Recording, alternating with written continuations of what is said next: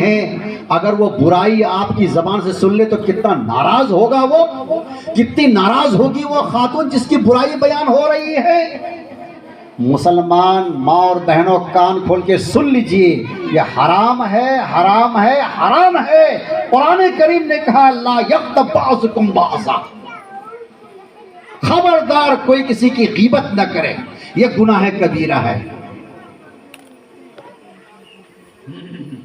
اور فرمایا بدترین سود، بدترین سے بدترین گناہ کسی مسلمان کی آبرو ریزی ہے، اور غیبت اور گھمس کے ذریعے سے ایک مسلمان کی آبرو ریزی ہوتی ہے، یعنی اس کی بے عزتی کی جاتی ہے۔ کیا ہم اور آپ پسند کریں گے اس بات کو کہ ہماری کوئی بے عزتی کرے، ہماری کوئی آبرو ریزی کرے؟ خدا پاک کی قسم کوئی بھی مرد عورت یہ برداشت نہیں کر سکتا کہ ہم کو کوئی بے عزت کرے۔ سب کوئی باعزت جینا چاہتا ہے، پھر کسی کی غیبت کرنے کا کیا مطلب، پھر کسی کی گھمس کرنے کا کیا مطلب؟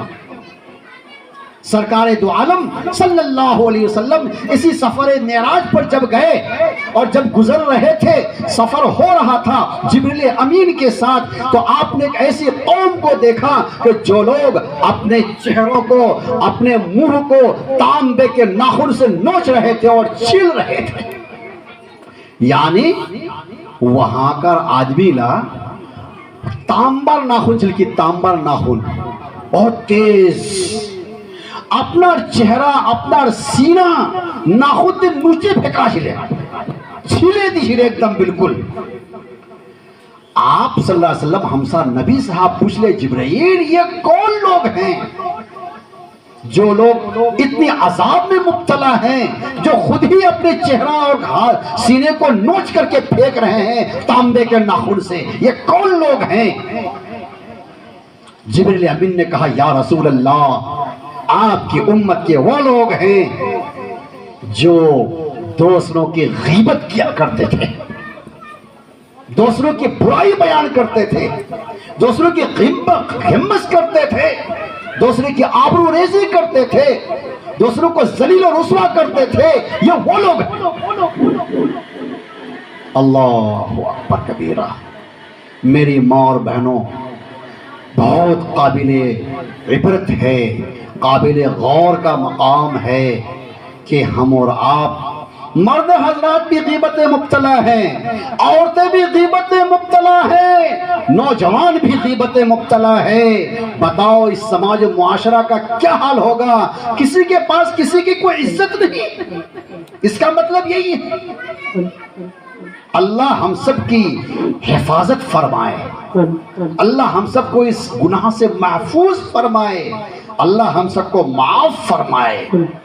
اسی طرح سے بدگمانی، سوء ظن، یا ایھا الذین آمنوا اجتنبوا کثیرا من الظن، مسلمانوں بدظنی سے بچو، بدگمانی سے بچو۔ بدگمانی گناہ کبیرہ ہے۔ آج کتنی بدگمانیاں ہیں وہ آپ سماج میں دیکھ سکتے ہیں، اس لیے بدگمانی بھی ناجائز و حرام ہے، بدگمانی بھی کیا ہے؟ گناہ کبیرہ ہے۔ اسی طرح سے ہمارے سماج میں ایک بہت بڑا گناہ گھن کی طرح سے لگ گیا ہے۔ کیا؟ گھن کی طرح سے، گھن جس طرح سے گھن لکڑی کو کھا جاتا ہے، کیوڑ کو برباد کر دیتا ہے، چوکی کو برباد کر دیتا ہے، پلنگ کو برباد کر دیتا ہے، ٹیبل کو برباد کر دیتا ہے گھن لگنے کے بعد، ایسی ہی گھن کی طرح سے ایک بہت بڑا گناہ ہماری سماج میں سرایت کر گیا ہے۔ اور وہ سب سے بڑا وہ گناہ کون سا ہے؟ سودی لین دین، سودی کاروبار۔ میں سمجھتا ہوں کہ سبل پور کے اندر بھی اگر 100 نہیں تو 90% گھر تو ایسا ہوگا جہاں سودی کاروبار ہو رہا ہوگا ماسٹر صاحب، ہے نا؟ یہ بندھن لون، ग्रुप लोन, एक एक आदमी ने 3-3 लोन ले रखा है, नहीं, एक एक औरत ने 3-3 लोन ले रखा है, 4-4 लोन लिया है अपने कारोबार को आगे बढ़ाने के लिए। आपको मालूम नहीं है, क्योंकि मालूम है, देखिए मास्टर साहब को भी मालूम है। मेरी माँ और बहनों, इस बात को सुनिए, गौर से सुनिएगा, गौर से सुनिएगा, कितना बड़ा गुनाह है ये। कुरान करीम ने कहा है कि जो लोग सूदी कारोबार करते हैं, जो सूदी कारोबार पर गवाह बनते हैं, जो लेते हैं, जो देते हैं, जो उसका ताउन करते हैं, जो वहां पर किसी तरह का भी उनका हेल्प करते हैं सूद के लेने देने में, वो तमाम के तमाम लोग बराबर के शरीक हैं गुनाह में। क्या? बराबर के शरीक हैं गुनाह में। उलमा ने लिखा है, मेरी बा बहनों कान खोल के सुनो, कुफ्र के बाद, शिर्क के बाद सबसे बड़ा गुनाह सूद है।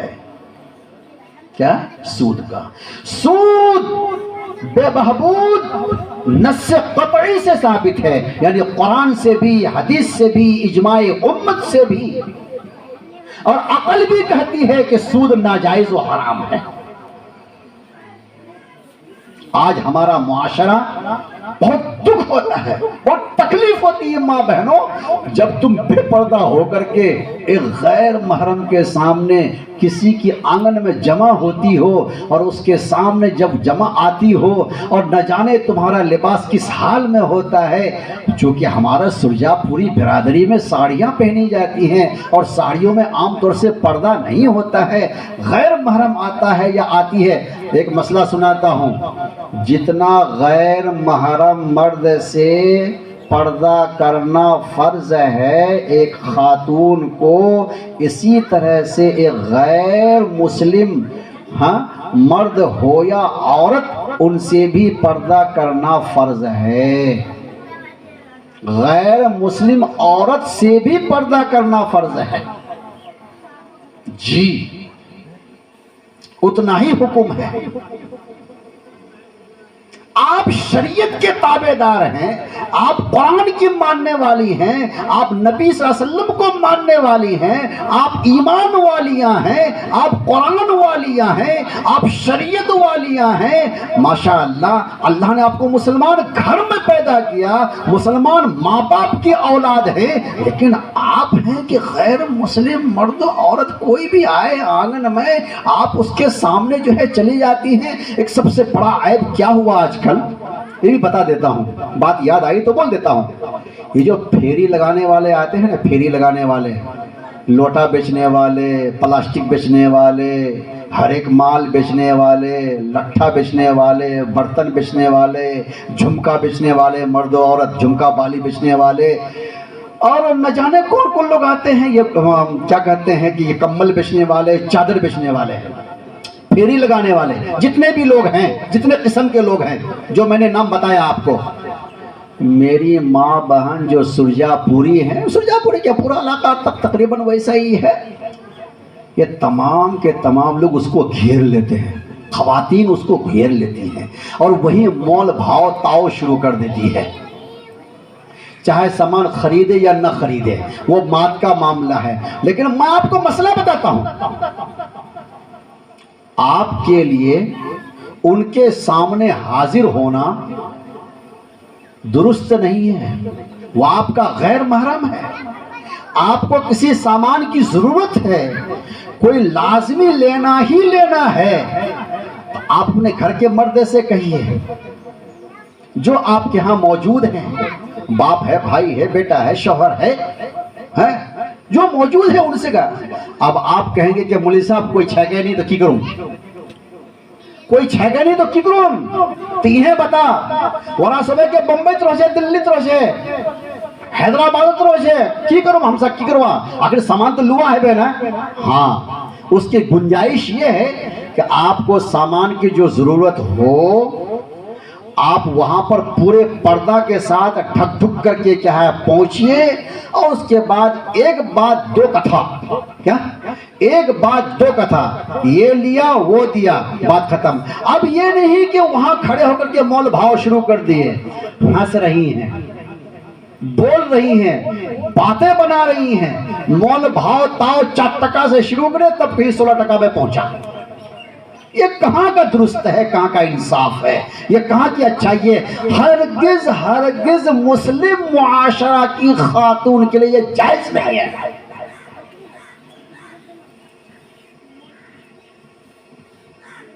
اس لیے میں اپنی ماں بہنوں سے بڑے ہی مؤدبانہ انداز میں کہوں گا کہ آپ پردہ میں رہیں، پردہ کرنا آپ کے لیے فرض ہے، ہر ایک سے کیجئے پردہ، اپنے گھر میں بھی رہیے تو پردہ سے رہیے، بال کھلا ہوا سر کا نہ رہے۔ جن خواتین کے بال کھلے ہوئے رہتے ہیں سر کے، اللہ اس کو عذاب کیسا دے گا معلوم؟ اللہ ان کو عذاب دے گا کہ ان کے سر کے بال سے اس کے ہاتھ کو باندھ دے گا اور پھر لٹکا دے گا اس کو۔ اس لیے سر کے بال کھلے ہوئے نہیں رہنا چاہیے۔ اور آج کل اب ایک فیشن بنتے جا رہا ہے۔ ماشاءاللہ میں جانتا ہوں ہماری جو پرانی ماں بہنیں ہیں وہ تو ماشاءاللہ آج بھی پردے سے ہیں، ڈھک ڈھک کر کے رہتی ہیں اور کبھی بھی سر کے بال نظر نہیں آتے ہیں۔ لیکن جو ہماری بیٹیاں ہیں، ہماری جو بیٹیاں ہیں، یہ تو کچھ اور بھی مسئلہ ہے کہ کچھ پلو کچھ ایسا رہتا ہے دو پٹا کہ ہر مرتبہ سڑک ہی جاتا ہے، سڑک کے پٹا گر جاتا ہے دو پٹا، کیسا دو پٹا ہے نہیں معلوم۔ آپ کچھ ایسا اس میں کلپ لگا لیجئے۔ میں کھلا بول رہا ہوں میں آپ سے، چونکہ ہماری بھی بیٹیاں ہیں، ہم بھی تربیت کر رہی ہیں۔ آج یہ پروگرام یہ تربیتی پروگرام ہے آپ کا، کوئی تقریر و وعظ کا نہیں ہے۔ آپ دونوں طرف سے کلپ لگا لیجئے، اچھا سے جو ہے سر کو لپیٹ لیجئے، باندھ دیجئے، بال نظر نہ آئے، آپ پردہ سے رہیں۔ آپ پردہ ہی آپ کا حسن ہے، پردہ ہی آپ کی اچھائی ہے، پردہ ہی آپ کے اسلام کا پہچان ہے، پردہ ہی ایمان کی علامت ہے، مسلمان ہونے کی علامت ہے۔ آپ پردہ سے رہیے۔ اسی طرح سے ایک بات اور یاد آ رہی ہے، وہ یہ کہ ہماری ماؤں اور ہمارے ذمہ دار سرپرست حضرات جو بھائی ہیں، شوہر ہیں، بیٹا ہیں، جو ذمہ دار حضرات ہیں، میں ان سے گزارش کرتا ہوں اور میں اپنی ماؤں سے بطور خاص عرض کرتا ہوں کہ اپنی جوان بیٹیوں کو ڈیجیٹل موبائل مت دیجیے ہاتھ میں۔ جی، ہم نے پورے ملک کے حالات کو دیکھا ہے، ملک کے حالات سے میں واقف ہوں، اور سماج کے حالات اور اس کے نبض پر ہاتھ رکھ کر میں نے جاننے پہچاننے کی کوشش بھی کی ہے۔ ڈیجیٹل موبائل اپنی جوان بچیوں کے ہاتھ میں ہرگز جانے مت دیجیے۔ میں اپنی ماں سے کہوں گا، ماؤں سے کہتا ہوں، اور بڑی بہنوں سے کہوں گا کہ آپ اس بات کا اب سے دھیان دینا شروع کیجئے۔ ہاں ٹھیک ہے، بھائی باہر رہتا ہے، بھائی سے گفتگو کرنی ہے، دو ایک الگ سلیکٹ کرنا ہے، سلام دعا کرنی ہے، تو 2 منٹ کی تو بات ہوتی ہے، اپنے سامنے آپ اس کو بات کرا دیجئے۔ ابا باہر رہتے ہیں، ابا سے بات کرنی، خبر خیر لینی ہے، 2 منٹ کی بات ہے، اپنا گفتگو کر لیے، ہو گیا۔ بھائی سے بات کرنی ہے، 2 منٹ کی بات کر لیا، ہو گیا۔ یہ کیا کہ ماں کے پاس الگ موبائل، بیٹی کے پاس الگ موبائل، بیٹا کے پاس الگ موبائل، شوہر کے پاس الگ موبائل، باپ کے پاس الگ موبائل، سب کوئی اپنا اپنا موبائل لے کے پڑا ہوا۔ اس موبائل کے ذریعے سے مسلم سماج کو جتنا بڑا خسارہ، جتنا بڑا نقصان اس امت کو ہوا ہے، میں آپ سے پوری ذمہ داری سے یہ بات کہتا ہوں، میری ماں بہنوں سنو، اتنا نقصان کبھی بھی کسی زمانے میں نہیں ہوا تھا۔ اخلاقی بگاڑ، فکری بگاڑ اور فساد، سماج کے اندر ایک برائیوں کا پنپنا جتنا موبائل سے ہوا ہے، نہ تو ٹی وی سے ہوا، ٹی وی سے ہوا، نہ وی سی آر سے ہوا، نہ کسی اور چیز سے ہوا۔ اس موبائل نے پورے سماج کو تہو بالا کر کے رکھ دیا ہے۔ میں یہ کہنا چاہتا ہوں، آپ سے عرض کرنا چاہتا ہوں مؤدبانہ میری ماں اور بہنوں، اپنی بیٹیوں کو آپ یہ موبائل مت دیجئے، ہاتھ میں مت ڈالیے ان کے۔ اگر ہے تو ان سے لے لیجئے۔ میں اپنی بیٹیوں سے بھی کہوں گا کہ آپ موبائل کا یوز مت کیجئے، موبائل استعمال مت کیجئے۔ کیا ضرورت ہے آپ کو موبائل استعمال کرنے کی، موبائل دیکھنے کی؟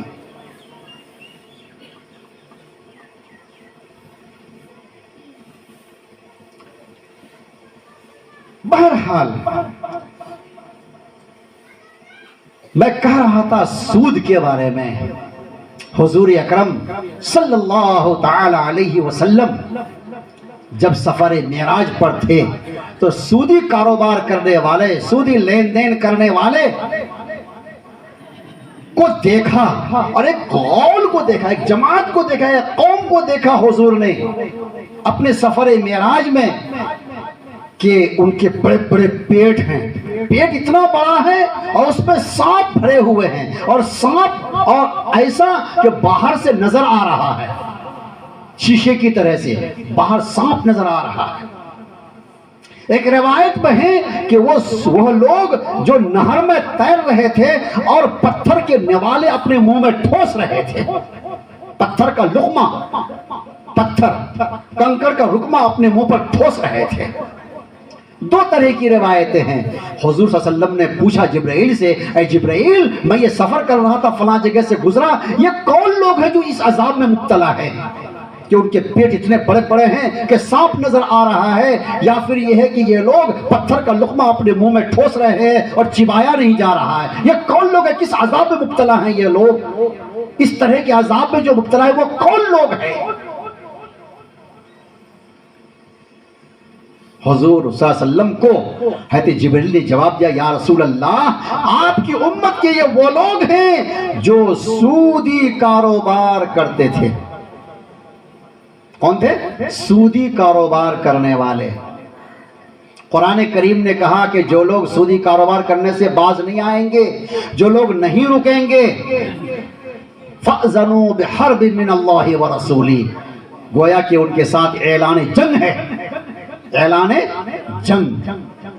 اس لیے سختی سے میں اپنی ذمہ داروں سے یہ کہوں گا، خصوصاً آپ سمجھداری پیدا کیجئے کہ آپ کو اس کاروبار سے کیا فائدہ ملے گا۔ یہ وقتی فائدہ تو ہو سکتا ہے، لیکن نقصان کتنا بڑا ہے میں آپ کو اب بتاتا ہوں۔ جب لقمہ حرام کا جاتا ہے پیٹ میں تو اس سے حرام خون تیار ہوتا ہے۔ جب حرام خون تیار ہوتا ہے تو حرام کام کی طرف اس کی طبیعت رغبت کرتی ہے، حرام کام کی طرف اس کا ذہن جاتا ہے، وہ سوچتا ہی اس طرح سے ہے۔ اس لیے اس برائی سے، اس گناہ سے، اس گناہ کبیرہ سے ہم لوگ توبہ کیجئے۔ اور کچھ لوگ اگر ملوث ہیں، سب لوگ تو ملوث نہیں ہیں، اس محلے میں سب لوگ ملوث نہیں ہیں، کم لوگ ہیں اس محلے میں، ہم جانتے ہیں اس بات کو، لیکن جو لوگ بھی ملوث ہیں میں اپنی ماں بہنوں سے گزارش کرتا ہوں کہ اس سے توبہ کریں، اس سے چھٹکارا حاصل کرنے کی کوشش کریں۔ اس میں کوئی بھلائی نہیں ہے، کوئی بھلائی نہیں ہے، کوئی بھلائی ہے ہی نہیں۔ آپ علماء سے پوچھ لیجئے گا، آپ کے بڑے بڑے مولانا یہاں پر موجود ہیں سبل پور میں، آپ ان سے دریافت کر لیجئے گا بعد میں۔ بہرحال یہ آپ سے مجھے عرض کرنا تھا، سود کے تعلق سے، غیبت کے تعلق سے، نماز چھوڑنے کے تعلق سے۔ ایسی ہی ایک بات اور عرض کرتا ہوں اور بات میں اپنی ختم کروں گا، وہ یہ کہ اسی سفر معراج میں حضور اکرم صلی اللہ تعالی علیہ وسلم کا گزر ایک ایسی قوم سے ہوا کہ ایک ہانڈی میں پکا ہوا گوشت تھا اور ایک ہانڈی میں کچا اور سڑا ہوا گوشت۔ لوگوں کو دیکھا کہ سڑا ہوا گوشت کھا رہے ہیں، اور جو پکا ہوا گوشت ہے اس کو نہیں کھا رہے ہیں۔ حضور نے جبریل امین سے پوچھا کہ جبرائیل یہ کون لوگ ہیں؟ کہ ارے جو چیز پاک ہے، پاکیزہ چیز ہے، اس کو تو یہ کھا نہیں رہے ہیں، اور جو چیز کہتے کہ ہیں حرام ہے، سڑا ہوا ہے، بدبودار ہے، اس کو کھا رہے ہیں۔ سفر معراج میں ایک واقعہ یہ بھی پیش آیا، ایک مشاہدہ یہ بھی ہوا آپ صلی اللہ علیہ وسلم کو۔ جبریل امین نے کہا کہ یا رسول اللہ، آپ کی امت کے یہ وہ لوگ ہیں جن کے پاس حلال عورت موجود رہتے ہوئے وہ کسی غیر عورت سے اپنی خواہش پوری کرتے تھے، اور اسی طرح سے وہ عورت، وہ خواتین جو اپنے شوہر کو چھوڑ کر کسی اور سے کیا ہے ہاتھ ملاتی تھیں، یہ وہ سب کیا ہے مرد و خواتین ہیں جن کو اللہ نے اس عذاب میں مبتلا کر رکھا ہے کہ حلال گوشت کو چھوڑ کر سڑے ہوئے گوشت کو کھا رہے ہیں۔ یہ عذاب بعض روایتوں میں آتا ہے کہ ایسے لوگوں کو الٹا، یعنی ایسی خواتین الٹی لٹکی ہوئی ہوں گی۔ بہرحال یہ ایک عذاب ہے اللہ تعالیٰ کے ہاں اس گناہ کا۔ اللہ تعالیٰ ہم سب کی حفاظت فرمائے، پورے مسلم معاشرہ کی حفاظت فرمائے۔ میری ماں اور بہنوں، میں آپ سے عرض کرنا چاہتا ہوں کہ ہم لوگ دین اسلام کے ماننے والے ہیں۔ اللہ نے ہمارے لیے دین کو منتخب کیا ہے، نبی علیہ السلام کا دین ہم مانتے ہیں، ہم نے کلمہ لا الہ الا اللہ پڑھا ہے، ہمارے بال بچے ہیں، ہم نے گھر بسایا ہے یا ہمیں گھر بسانا ہے، ہمیں بال بچوں کے ساتھ رہنا ہے۔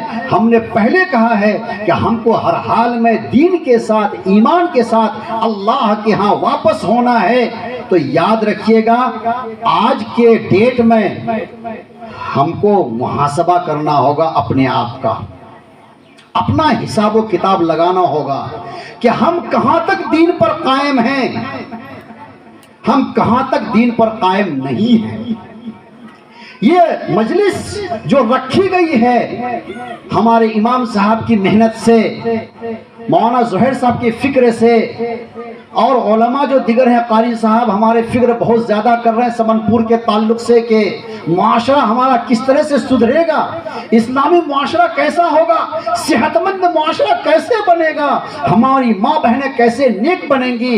آپ نے قاری صاحب سے بہت سارے واقعات سنے، وہ مائیں کیسی تھیں، وہ کیسی نیک مائیں تھیں جن کے گود سے اولیاء اللہ پیدا ہوئے، عبد القادر جیلانی پیدا ہوئے، خواجہ معین الدین چشتی پیدا ہوئے۔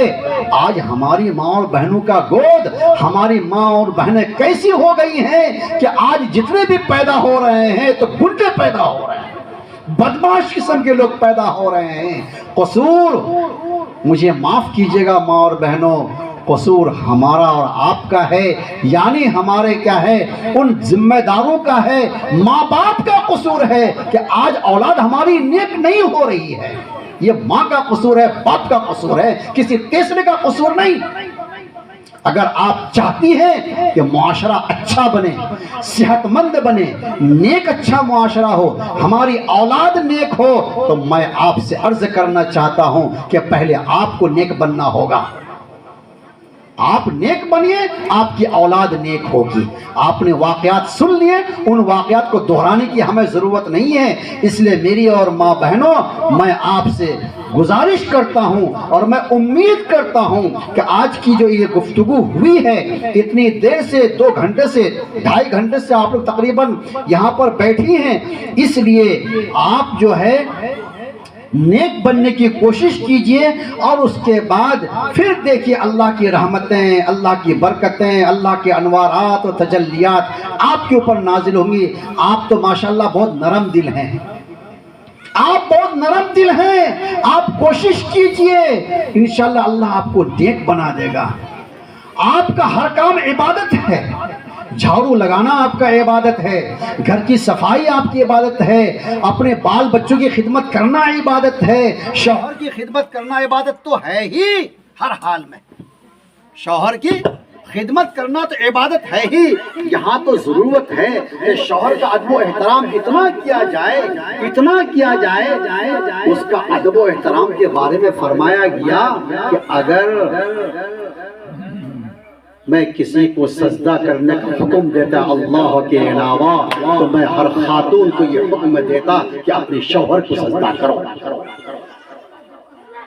شوہر کا اتنا بڑا مقام ہے، اتنا بڑا رتبہ ہے، شوہر کی خدمت کرنا عبادت ہے، بال بچوں کی خدمت کرنا عبادت ہے، لیکن ان تمام عبادتوں سے پہلے اللہ کا فرض ادا کرنا ہے، گناہوں سے بچنا ہے، اپنی اولاد کی فکر کرنا ہے۔ میری ماں اور بہنوں